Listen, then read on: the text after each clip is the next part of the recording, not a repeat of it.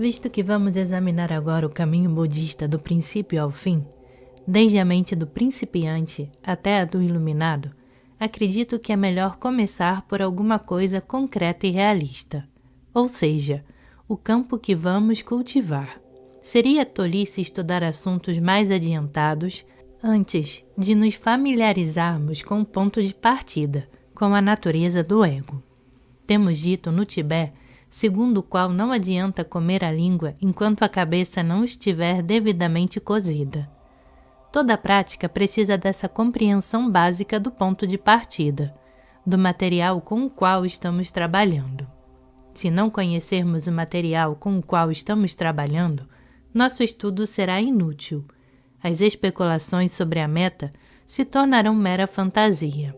Essas especulações poderão assumir a forma de ideias avançadas e descrições de experiências espirituais, mas apenas explorarão os aspectos mais fracos da natureza humana, nossas expectativas e desejos de ver e ouvir algo colorido, algo extraordinário.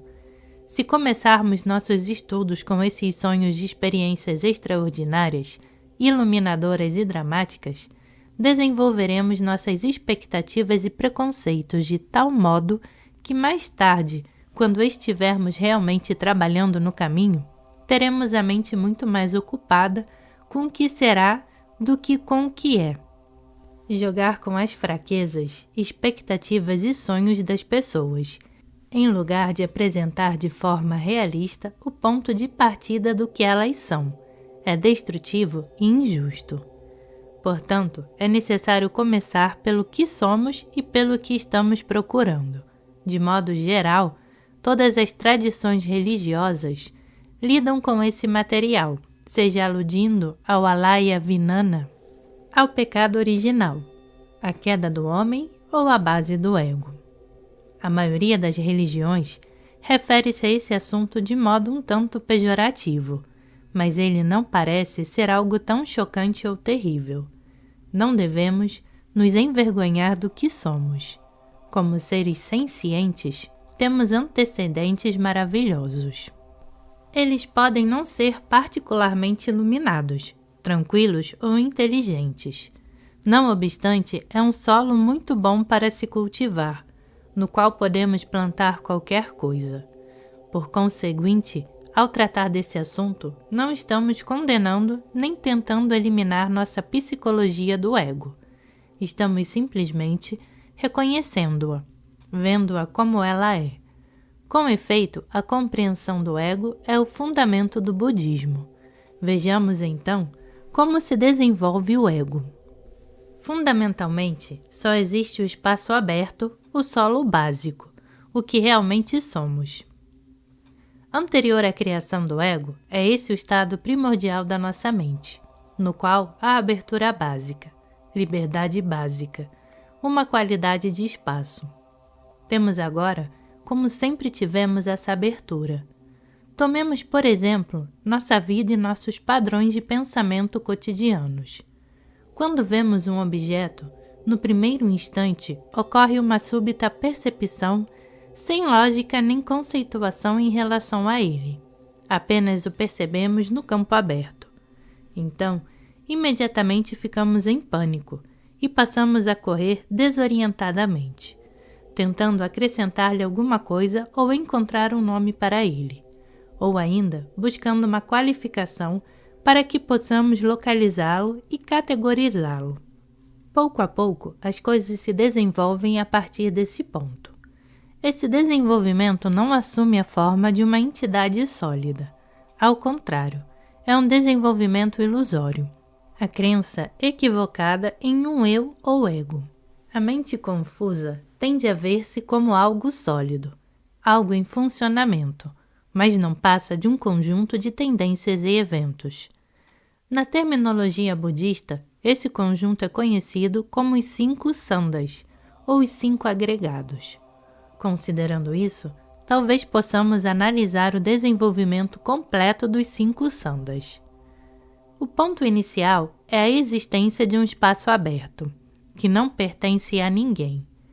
Há sempre a inteligência primordial ligada ao espaço e à abertura, Vidya, que em sânscrito significa inteligência, é a precisão, a acuidade com o espaço, acuidade com lugar para colocar coisas, trocar coisas. Poderíamos falar em um espaçoso salão onde é possível dançar, onde não corremos o risco de derrubar nem de tropeçar nas coisas, pois trata-se de um espaço completamente aberto. Nós somos esse espaço, nós somos um com ele, com Vidya, com inteligência e abertura. Mas se somos isso o tempo todo, de onde veio a confusão? Para onde foi o espaço? O que aconteceu? Na realidade, nada aconteceu. Apenas nos tornamos ativos demais naquele espaço. Por ser vasto, ele nos convida a dançar, mas nossa dança torna-se ativa demais. Começamos a girar mais do que necessário para expressar o espaço. Nesse ponto, nos tornamos autoconscientes, conscientes de que eu estou dançando no espaço. A essa altura, o espaço deixa de ser espaço como tal, torna-se sólido. Em lugar de sermos um com ele, percebemos o espaço sólido como uma entidade separada, tangível. Essa é a primeira experiência de dualidade, o espaço e eu. Eu estou dançando neste espaço e esta vastidão é uma coisa sólida, separada. Dualidade significa o espaço e eu, mais do que a completa identificação com o espaço. Assim nasce a forma, o outro. Ocorre então uma espécie de desmaio, no sentido de que nos esquecemos do que estávamos fazendo. Há uma súbita parada, uma pausa, e nós nos viramos e descobrimos o espaço sólido, como se nunca tivéssemos feito coisa alguma até então, como se não fôssemos os criadores de toda aquela solidez. Há uma lacuna. Tendo criado o espaço solidificado, somos engolfados por ele e começamos a nos perder nele. Há um escurecimento e depois repentinamente um despertar. Quando despertamos, recusamo-nos a ver o espaço como abertura. Recusamo-nos a enxergar sua qualidade suave e arejada. Ignoramo-lo completamente, e a isso se dá o nome de avidya. A significa negação. Vidya significa inteligência. Portanto, avidya significa não inteligência. Como essa inteligência extrema se transformou na percepção do espaço sólido, como essa inteligência luminosa, aguda, precisa e fluente se tornou estática, damos a ela o nome de avidya, ou seja, ignorância. Ignoramos deliberadamente. Não nos satisfazemos apenas em dançar no espaço. Queremos ter um parceiro e escolhemos o espaço por parceiro. Uma vez que escolhemos o espaço por parceiro de dança, queremos, evidentemente, que ele dance conosco. A fim de tê-lo como parceiro, temos de solidificá-lo e ignorar a sua qualidade fluente, aberta. Isso é avidya, ignorância. Ignorar a inteligência. É o ápice do primeiro sanda, a criação da forma ignorância. Na verdade, esse sanda, o sanda da forma ignorância, tem 3 aspectos ou fases diferentes, que podemos examinar empregando outra metáfora. Suponhamos que, no princípio, haja uma planície aberta sem montanhas, nem árvores, uma terra completamente aberta, um simples deserto sem nenhuma característica especial. Eis como somos. Eis o que somos. Somos muito simples e básicos. Todavia, há um sol que brilha, há uma lua que brilha, e luzes e cores, a textura do deserto. Há alguma sensação da energia que brinca entre o céu e a terra, e assim por diante, indefinidamente. Depois, estranhamente, surge de improviso alguém para notar tudo isso. Como se um dos grãos de areia espichasse o pescoço para fora e começasse a olhar à sua volta. Nós somos o grão de areia, chegando à conclusão do nosso estado de separação. Esse é o nascimento da ignorância em seu primeiro estágio, uma espécie de reação química. A dualidade começou. A segunda fase da forma ignorância dá-se o nome de a ignorância nascida no interior. Tendo percebido que se está separado, surge o sentimento de que sempre foi assim. É um estranhamento, um instinto que conduz à autoconsciência. É também uma desculpa para permanecer separado, um grão de areia individual. É um tipo agressivo de ignorância, embora não exatamente agressivo no sentido de colérico. Ele ainda não se desenvolveu tanto assim. Trata-se antes de agressão no sentido de nos sentirmos desajeitados, desequilibrados, e de por isso mesmo tentarmos garantir nosso território, tentarmos criar um abrigo para nós. É a atitude de que se é um indivíduo confuso e separado, e de que isto é tudo. Nós nos identificamos como separados da paisagem básica do espaço e da abertura. O terceiro tipo de ignorância é a ignorância que se auto-observa, que vigia a si mesma. Há um sentido de a pessoa ver a si mesma como um objeto externo, o que a conduz à primeira noção do outro. Ela está começando a se relacionar com um mundo chamado de externo.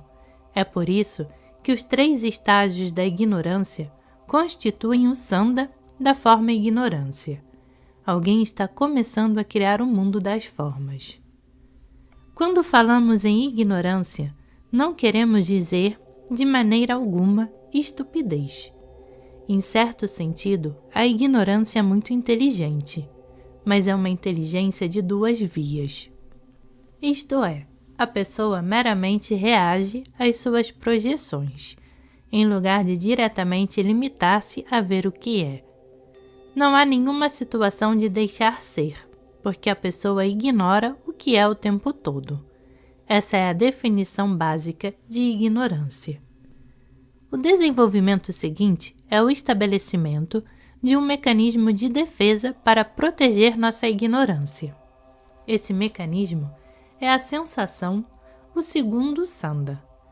Tendo ignorado o espaço aberto, gostaríamos de sentir as qualidades do espaço sólido, para trazer completa satisfação à índole gananciosa que estamos desenvolvendo. Está claro que o espaço não significa apenas o espaço nu, pois contém cor e energia. Há intensas e magníficas exibições de cor e energia, belas e pitorescas, mas nós as ignoramos. Em vez disso, há apenas uma versão solidificada daquela cor, e a cor passa a ser a cor capturada, e a energia passa a ser a energia capturada, porque nós solidificamos todo o espaço e o transformamos no outro. Assim, começamos a estender a mão e a perceber as qualidades do outro, fazendo-o assegurando-nos da nossa existência. Se posso sentir aquilo ali, consequentemente estou aqui. Toda vez que acontece alguma coisa, a pessoa estende a mão para sentir se a situação é sedutora, ameaçadora ou neutra. Toda vez que ocorre uma repentina separação, uma sensação de não conhecer a relação entre isto e aquilo, tende a procurar sentir o chão. Esse é um mecanismo de sensação extremamente eficiente que começa a se estabelecer, o segundo Sanda. O mecanismo seguinte, destinado a reforçar o estabelecimento do ego, é o terceiro Sanda, percepção e impulso. Começamos a nos fascinar com nossa própria criação, as cores e energias estáticas.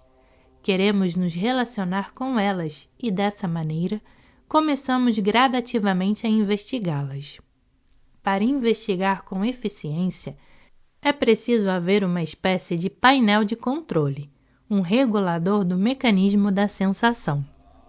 A sensação transmite suas informações ao painel de controle central, que é o ato da percepção.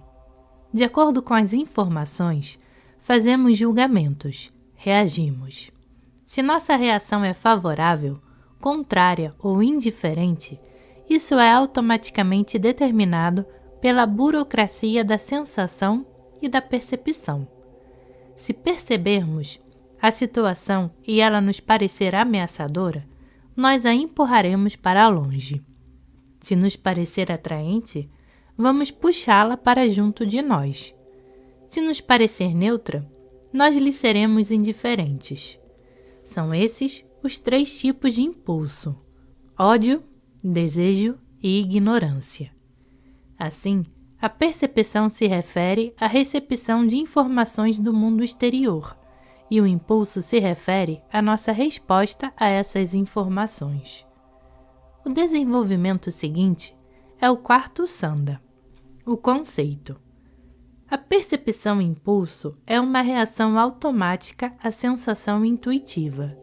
Entretanto, esse tipo de reação automática realmente não é suficiente para proteger a ignorância de alguém e garantir sua segurança. A fim de proteger-se e enganar-se completa e adequadamente, precisa-se do intelecto, da capacidade de nomear e categorizar coisas. Assim, rotulam-se coisas e eventos, qualificando-os como bons, maus, belos, feios e etc., de acordo com o impulso que julga-se apropriado a eles. Nessas condições, a estrutura do ego torna-se gradativamente mais pesada e mais forte. Até aqui, o desenvolvimento do ego era apenas um processo de ação e reação. Contudo, deste ponto em diante, aos poucos, o ego se desenvolve para além do instinto simiesco e torna-se mais sofisticado. Começamos a experimentar a especulação intelectual, reafirmando-nos ou interpretando-nos, colocando-nos em certas situações lógicas interpretativas. A natureza básica do intelecto é muito lógica. Há, obviamente, a tendência de se trabalhar em favor de uma condição positiva. Confirmar a nossa experiência. Interpretar nossa fraqueza como força. Fabricar uma lógica de segurança. Reafirmar nossa ignorância. Em certo sentido, pode-se dizer que a inteligência primordial opera o tempo todo, mas está sendo empregada pela fixação dualista, a ignorância. Nos estágios iniciais do desenvolvimento do ego, essa inteligência opera como a agudeza intuitiva da sensação. Mais tarde, opera em forma de intelecto. Na realidade, parece não existir o ego. Nada existe parecido com o eu sou. Trata-se do acúmulo de uma porção de coisas. É uma brilhante obra de arte, um produto do intelecto que nos diz: vamos dar-lhe um nome, vamos chamá-lo de qualquer coisa, vamos chamá-lo de eu sou, o que é muito inteligente. Eu é o produto do intelecto, o rótulo que unifica o desenvolvimento desorganizado e disperso do ego em um todo. O derradeiro estágio do desenvolvimento do ego é o 5º Sanda, a consciência. Nesse nível, processa-se uma almaga, a inteligência intuitiva do 2º Sanda, a energia do 3º e a intelectualização do 4º misturando-se para produzir pensamentos e emoções. Nessas condições, no nível do 5º Sanda, encontramos os 6 reinos, assim como os padrões incontroláveis e ilógicos do pensamento discursivo. Esse é o retrato completo do ego. Foi a esse ponto que todos nós chegamos em nosso estudo da psicologia e da meditação budistas. Há uma metáfora na literatura budista comumente empregada para descrever todo esse processo de criação e desenvolvimento do ego. Refere-se a um macaco encerrado em uma casa vazia. Uma casa de 5 janelas que representam os 5 sentidos. O macaco é curioso. Vive enfiando a cabeça pelas 5 janelas e pulando para cima e para baixo sem parar. É um macaco cativo em uma casa vazia. Uma casa sólida, diferente da mata em cujas árvores ele costumava saltar e balancear-se, da mata onde escutava o vento que se movia e o farvalhar das folhas e dos galhos. Todas essas coisas tornaram-se completamente solidificadas. De fato, a própria mata passou a ser sua casa sólida, sua prisão. Em lugar de empolheirar-se em uma árvore, o macaco curioso foi emparedado por um mundo sólido, como algo fluido, como uma impressionante e bela catarata que tivesse congelado de repente. A casa congelada, feita de cores e energias congeladas, está completamente imóvel. Esse parece ser o ponto em que o tempo começa a ser o passado, o futuro e o presente. O fluxo das coisas torna-se sólido tempo tangível, sólida a ideia do tempo. O macaco curioso desperta de seu desmaio, mas não completamente. Desperta para encontrar-se preso no interior de uma casa sólida, claustrofóbica, de apenas 5 janelas. Ele se aborrece, como se vivesse cativo em um zoológico, por trás de barras de ferro, e procura explorar as barras, subindo e descendo por elas. O fato de haver sido capturado não tem muita importância, mas a ideia da captura é aumentada em 1000 vezes em virtude do fascínio por ela. Quando alguém está fascinado, o senso de claustrofobia torna-se mais e mais vívido, mais e mais agudo, porque começa a explorar seu próprio aprisionamento. A fascinação, na verdade, é parte do motivo pelo qual o macaco permanece prisioneiro. Ele está capturado por sua própria fascinação. A princípio, evidentemente, houve o desmaio súbito que lhe confirmou a crença em um mundo sólido. Mas agora, tendo aceitado a solidez como verdadeira, está preso na armadilha de seu envolvimento nela. É claro que o macaco curioso não investiga o tempo todo. Começa a ficar agitado, começa a sentir algo muito repetitivo e desinteressante, e torna-se neurótico.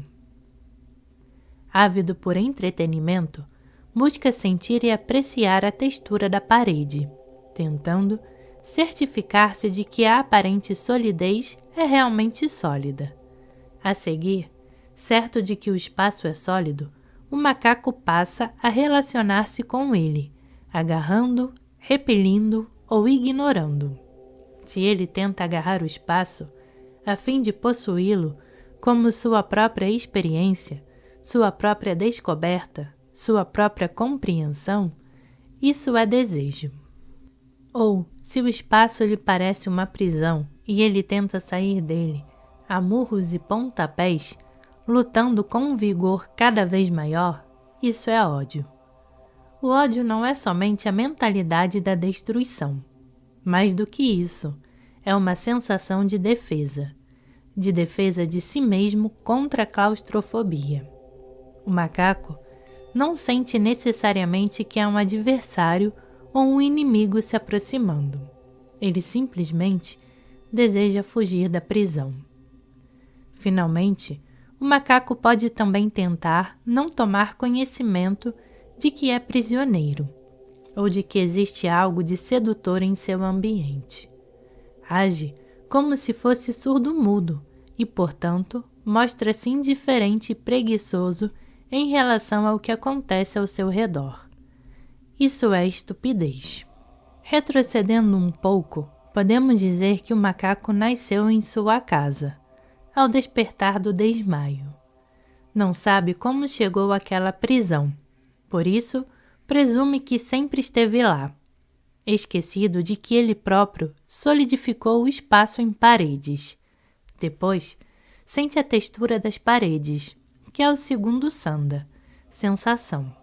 Depois, relaciona-se com a casa em termos de desejo, ódio e estupidez, que é o terceiro sanda, percepção e impulso.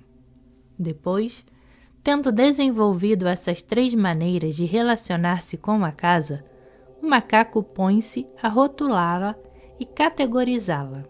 Isto é uma janela, este canto é agradável, aquela parede me assusta e é má. Desenvolve uma estrutura conceitual que lhe permite rotular, categorizar e avaliar sua casa, seu mundo, de acordo com o que sente por eles, se os deseja, se os odeia ou se lhes é indiferente. Esse é o 4º Sanda, conceito. O desenvolvimento do macaco, até o 4º Sanda, foi razoavelmente lógico e previsível, mas esse padrão de desenvolvimento começa a colapsar quando ele entra no 5º Sanda, consciência. O padrão de pensamento torna-se irregular e imprevisível. O macaco começa a ter alucinações, a sonhar. Quando falamos em alucinação ou sonho, queremos dizer que estamos dando às coisas e aos acontecimentos um valor que eles podem não ter. Possuímos opiniões já definidas sobre o modo como são e deveriam ser as coisas. Isso é projeção. Projetamos nossa versão das coisas sobre o que está ali. Assim, afundamos completamente no mundo da nossa própria criação. Um mundo de valores e opiniões conflitantes. A alucinação, nesse sentido, é uma interpretação errônea das coisas e dos eventos, que empresta ao mundo fenomênico significados que ele não tem. Isso é o que o macaco principia a experimentar no nível do 5º Sanda. Tentando fugir e fracassando, sente-se deprimido, indefeso, e com isso vai se tornando completamente louco. Como está tão cansado de lutar, é uma tentação para ele relaxar e deixar a mente divagar e alucinar. Essa é a criação dos 6 lokas ou 6 reinos. Há muita discussão na tradição budista acerca de seres infernais, seres celestiais, o mundo humano, o reino animal e outros estados psicológicos de ser. Eles são os diferentes tipos de projeções, os mundos de sonho que criamos para nós. Tendo lutado e fracassado na fuga, tendo experimentado a claustrofobia e a dor, o macaco começa a almejar algo bom, algo belo e sedutor. Por isso, o primeiro reino com que começa a sonhar é o Devaloka, o reino dos deuses, o céu, um lugar cheio de belas e esplêndidas coisas. O macaco sonha com sair andando de casa, caminhar por campos luxuriantes, comer frutos maduros, sentar-se e balancear-se nas árvores, viver uma vida de liberdade e sossego. Começa a sonhar também com o reino dos Asuras, ou reino dos deuses invejosos. Tendo experimentado o sonho do céu, o macaco quer defender e conservar sua grande ventura e felicidade. Sofre de paranoia, preocupando-se que outros possam tentar roubar-lhe os tesouros, e assim começa a sentir inveja. Orgulhoso de si mesmo, ele se satisfez com sua criação do reino dos deuses, e isso levou à inveja do reino dos Asuras. Então, ele percebe também a qualidade quase terrena dessas experiências. Em vez de simplesmente alternar entre a inveja e o orgulho, começa a sentir-se à vontade. Em casa, no mundo humano, no mundo terreno, mundo em que os habitantes levam a vida regular, fazem coisas de maneira comum, de modo mundano. É o reino humano. Entretanto, o macaco também sente que alguma coisa está um pouco obtusa, que alguma coisa não está fluindo direito. Isso porque, à medida que progride do reino dos deuses para o reino dos deuses invejosos e para o reino dos seres humanos, e à medida que suas alucinações tornam-se mais e mais sólidas, todo esse desenvolvimento começa a parecer-lhe pesado e estúpido. Nesse ponto, ele nasce no reino animal. Preferiria rastejar, mugir ou latir, a desfrutar o prazer do orgulho ou da inveja. Essa é a simplicidade dos animais. A seguir, o processo se intensifica e o macaco passa a experimentar uma sensação desesperada de inanição, porque ele realmente não deseja descer para nenhum dos reinos inferiores. Gostaria de voltar aos aprazíveis reinos dos deuses e começa a sentir fome e sede, uma tremenda saudade do que lembra ter tido. Esse é o reino dos fantasmas famintos, ou reino dos pretas. Ocorre então uma súbita perda de fé, e o macaco se põe a duvidar de si mesmo e de seu mundo, e passa a reagir com violência. Tudo é terrível pesadelo. Compreende que o pesadelo não pode ser verdadeiro, e começa a odiar-se por haver criado todo esse horror. É o sonho do reino dos infernos, o último dos 6 reinos. Em todo o decorrer do desenvolvimento dos 6 reinos, o macaco experimentou pensamentos discursivos, ideias, fantasias e padrões inteiros de pensamento.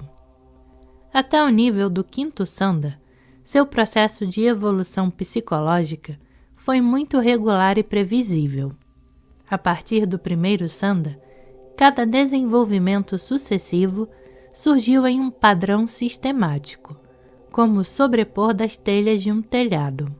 Mas agora, o estado de mente do macaco torna-se muito deformado e intranquilo. Subitamente, esse quebra-cabeça irrompe e seus padrões de pensamento tornam-se irregulares e imprevisíveis. Parece ser esse o nosso estado de mente, quando chegamos aos ensinamentos e à prática da meditação. E é a partir desse ponto que devemos iniciar nossa prática. Penso que é muito importante discutir a base do caminho, o ego, a nossa confusão, antes de falarmos em liberação e liberdade. Seria muito perigoso se eu me limitasse apenas a discutir a experiência da liberação. É por isso mesmo que começamos considerando o desenvolvimento do ego. Ele é uma espécie de retrato psicológico de nossos estados mentais. Receio que não tenha sido especialmente agradável essa explicação, mas temos de encarar os fatos. Parece ser esse o processo de trabalhar no caminho. Pergunta: poderia explicar algo mais sobre o que chamou de desmaio? Resposta: não é nada particularmente profundo. Acontece apenas que, no nível do 1º Sanda, trabalhamos com muito afinco tentando solidificar o espaço. Trabalhamos tanto e com tanta pressa que, de repente, a inteligência sofre um colapso. Isso poderia ser considerado uma espécie de satori inverso, uma experiência inversa da iluminação, a experiência da ignorância. Você entra de repente em um transe, em consequência de haver trabalhado com demasiado empenho. Toda essa solidez é alguma coisa que você realmente realizou, uma obra-prima. E tendo realizado completamente, vê-se subitamente engolfado por ela. É uma meditação desse gênero, uma espécie de samadhi ao contrário. Pergunta: você acha que as pessoas devem ter consciência da morte para estarem realmente vivas? Resposta: não creio que você tenha que estar particularmente consciente da morte, no sentido de analisá-la, mas você tem simplesmente que ver o que você é. Tendemos frequentemente a procurar o lado positivo, a beleza da espiritualidade, e a nos ignorar como somos. Esse é o maior perigo.